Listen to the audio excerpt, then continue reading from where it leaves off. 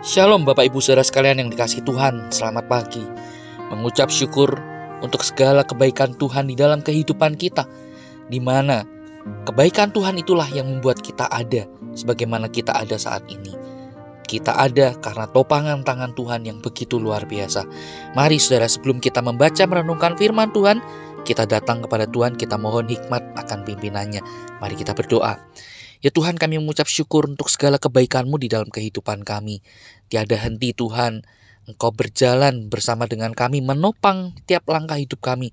Di dalam kelemahan, dalam kegagalan kami, Engkau tidak pernah meninggalkan kami. Ya Tuhan, kami mengucap syukur atasnya. Saat ini kami hendak membaca merenungkan firman-Mu. Tuhan, bersamalah dengan kami, tolonglah kami. Beri kami hikmat pengertian, sehingga apa yang kami baca, apa yang kami renungkan, sungguh boleh menjadi terang bagi langkah hidup kami. Tuhan, tolonglah kami. Kami berdoa di dalam nama Tuhan Yesus. Amin. Saudara sekalian yang dikasihi Tuhan, pagi ini kembali kita akan melanjutkan perenungan kita dari kitab Amsal.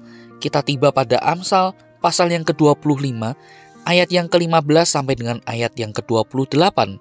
Namun, saya ingin mengajak kita sekalian untuk memperhatikan ayat yang ke-28. Demikian firman Tuhan. Orang yang tak dapat mengendalikan diri adalah seperti kota yang roboh temboknya. Sampai di sini kita membaca firman Tuhan. Saudara sekalian kasih Tuhan, melalui bagian firman Tuhan yang telah kita baca, kembali firman Tuhan mengingatkan kepada kita bagaimana pengendalian diri itu amat penting di dalam kehidupan kita. Penulis Amsal menggambarkannya seperti tembok kota yang kokoh, yang berdiri kokoh untuk menjaga kota yang ada di dalamnya dan secara khusus warga atau orang-orang yang ada di balik tembok itu. Jika tembok itu berdiri dengan kokoh, maka kota akan aman, terlindungi dari serbuan musuh-musuh ataupun hal yang lain.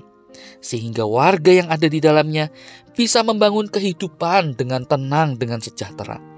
Tetapi kalau seandainya tembok kota itu runtuh, tentu saja keamanan dari warganya, dari kotanya tentu akan terancam. Rasa aman, rasa nyaman tentu akan hilang darinya. Nah, saudara, itulah ibaratnya pengendalian diri. Pengendalian diri, saudara, adalah satu sikap bagaimana kita punya satu sikap hati untuk menolak atau menghindari hal-hal yang mampu membuat kita jatuh, terperosok di dalam berbagai macam masalah. Orang yang dikatakan mampu mengendalikan diri adalah orang yang mampu menjaga hidupnya dari kejatuhan. Sebaliknya, orang yang tidak bisa mengendalikan diri, yang tidak bisa menahan nafsunya, tentu saja ia akan sangat mudah menemukan atau mendapatkan berbagai macam masalah di dalam hidupnya. Saudara, untuk bagian ini tentu saudara kita bisa melihat berbagai macam contohnya. Bahkan kalau kita menilik Alkitab kita pun juga memberikan banyak kisah yang menunjukkan seseorang yang tidak dapat menahan dirinya, menjaga dirinya, mengendalikan dirinya. Saudara, perhatikan bagaimana Alkitab menunjukkan ketidakmampuan di dalam mengendalikan diri ini. Misalnya dari Simson yang tidak dapat menahan hawa nafsunya terhadap wanita. Saudara, akibatnya apa? Ia pun akhirnya menemukan masalah dalam hidupnya. Daud pun juga demikian.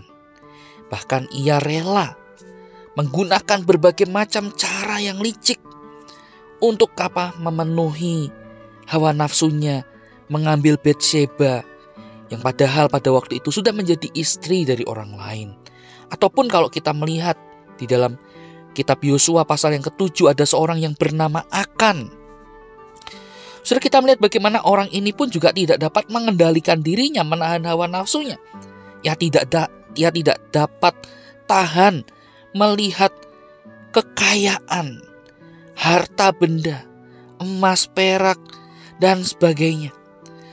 Padahal saudara, tentu kita melihat Tuhan sudah melarang orang Israel mengambil semuanya itu demi kepentingan sendiri.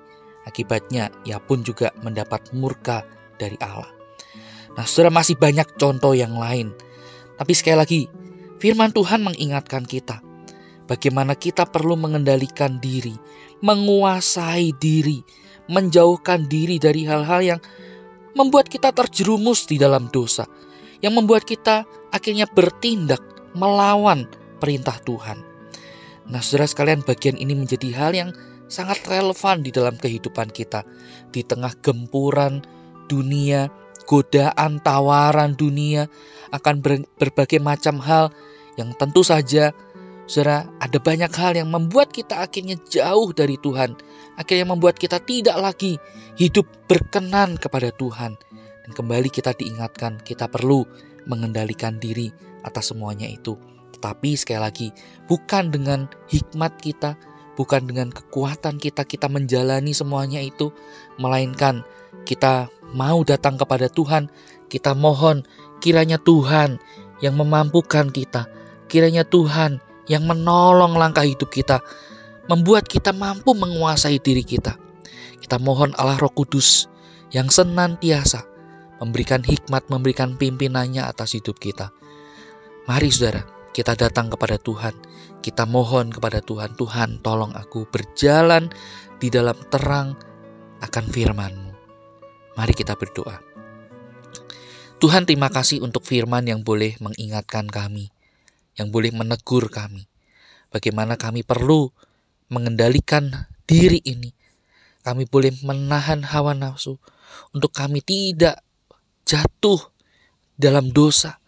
Kami tidak jatuh di dalam perbuatan yang Tuhan tidak kehendaki. Tuhan, kami tahu kami lemah. Oleh karena itu kami sungguh membutuhkan pertolongan-Mu. Kami sungguh membutuhkan pimpinan Allah Roh Kudus dalam hidup kami.